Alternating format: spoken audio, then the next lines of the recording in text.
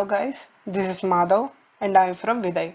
Vidhai is a non-profit initiative by the students of IIITDM Kancheepuram whose goal is to give free coaching and resources to the students who are preparing for national level exams such as NTSE and NMMS. So today, with the help of Exams Vidhai, I am going to teach you about circles. Let's start with the contents of this video.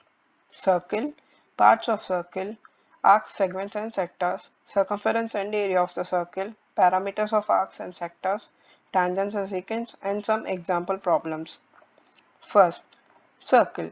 How do we define a circle? In geometry, we have a very good definition of circle. Let's see what it is. If we observe, the points of the circle has something in common. Every point is following something, which is the definition of the circle. So every point on the circle is equidistant from a fixed point. It gives the definition of a circle as the collection of all the points in a plane which are at a fixed distance from a fixed point in that plane. Now this fixed point is called the center of the circle and the fixed distance is called the radius of the circle. A circle divides the 2D plane into three parts. The first part is interior of the circle, which is the region inside the circle. Second is boundary, which is the circle itself. The third part is called exterior of the circle, which is the region outside the circle. Now let's see some basic terminology we use for circle.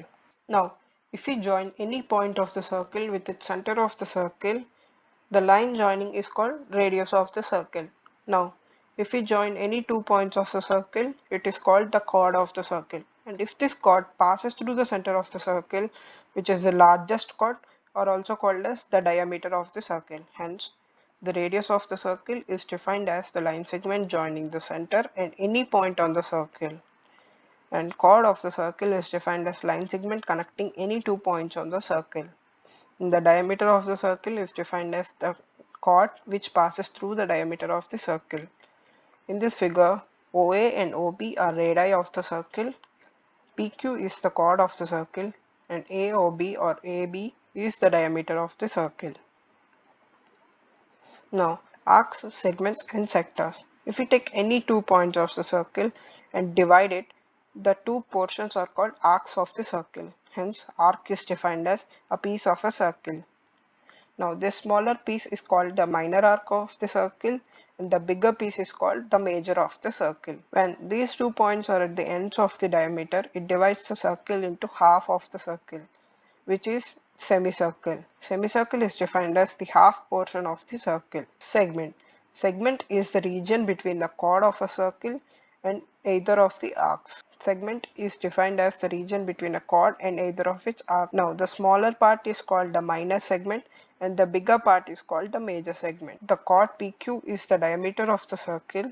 Then it divides the circle into the half, which is semicircle. Sector. Sector is the region formed by the two radii along with the arcs joining them, which is defined as the region between an arc and the two radii joining the center to the endpoints of the arc.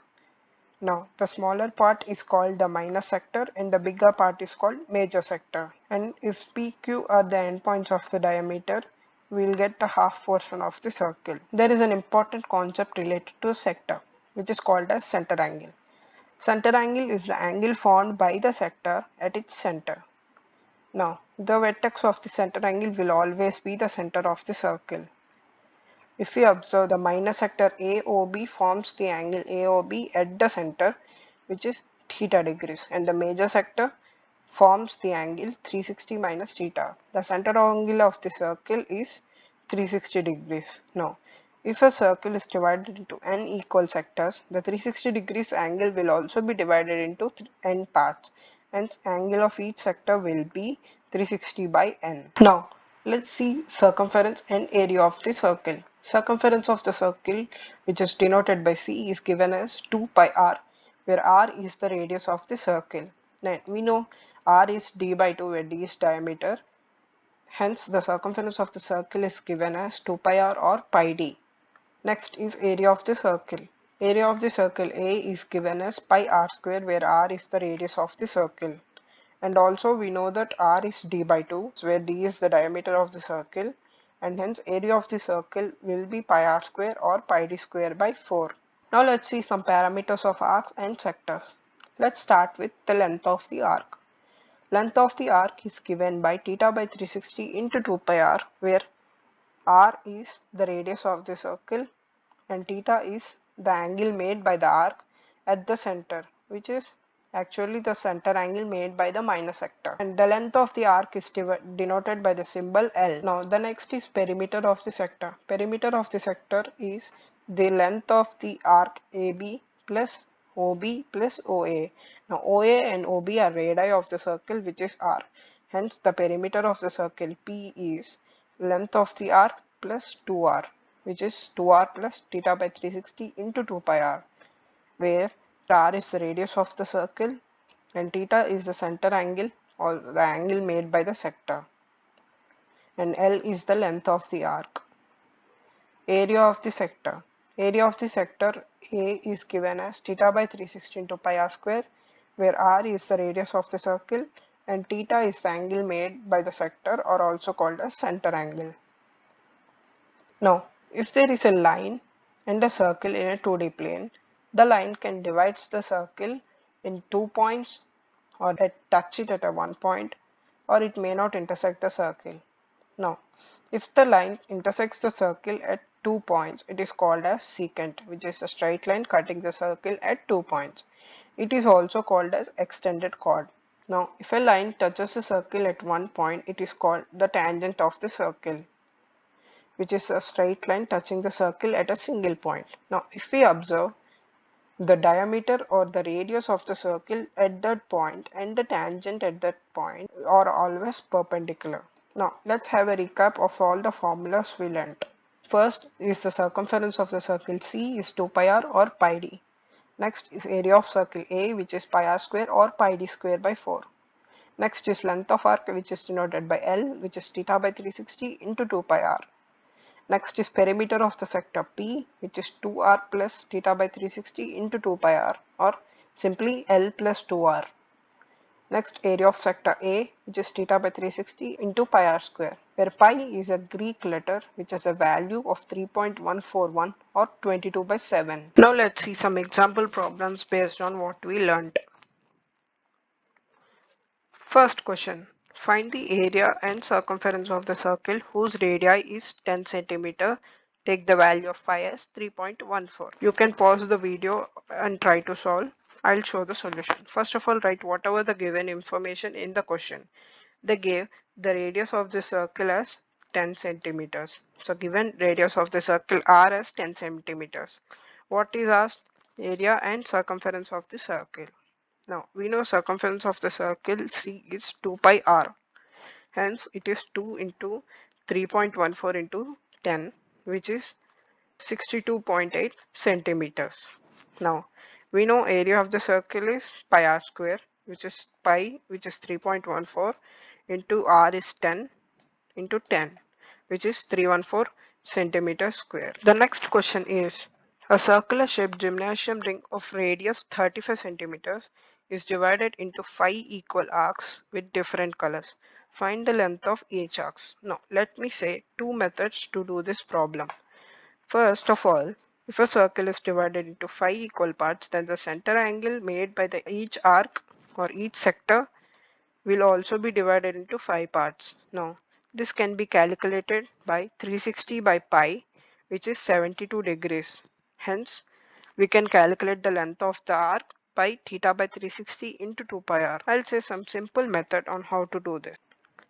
Given radius of the circle is 35 and the circle is divided into 5 parts. Now, if the circle is divided into 5 equal parts, the length of each arc will be same. No, length of each arc will be 1 by 5th of circumference of the circle.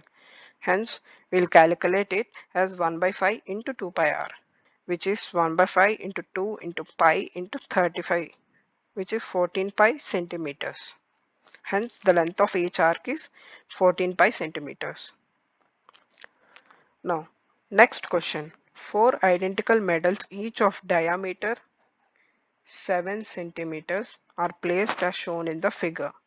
Now find the area of this shaded region and take pi as 22 by 7. Now here Each medallion is a shape of circle and are placed as given. Now we have to find the area of this shaded region. Here the radii of the circles arranged form in a shape of a square. Hence, we can calculate the area of this square and we can subtract the area of these portions, which is 1 by 4th of area of, are also called as the quadrant of circle. Now there are 4 quadrants in this. So we can write 4 into area of these quadrants, which we can subtract it from the area of the square. First of all, given diameter of the circle is 7 centimeters, hence the radius of the circle will be 7 by 2. Area of the shaded region as supposed is the area of the square minus 4 into this area of this quadrant region. This is R, radius of the circle, and this is also R. Hence the side of the circle is 2R. Therefore area of the circle S is A square, where A is side of circle, which is 2R, where R is 7 by 2. Hence this 2 and this 2 gets cancelled, and which is 7 square, which is 49 centimeters square. Now this area of circular quadrant is 1 by 4 pi r square, which is 1 by 4 into 22 by 7 into 7 by 2 square, which is 49 by 4. Now this goes with 7, which is 9.625 centimeters square. Hence the area of the shaded region is 49 minus 4 into 9.625, which is 10.5 centimeter square. Therefore the area of the shaded region is 10.5 centimeter square. Thank you for watching this video. Please like, share and subscribe.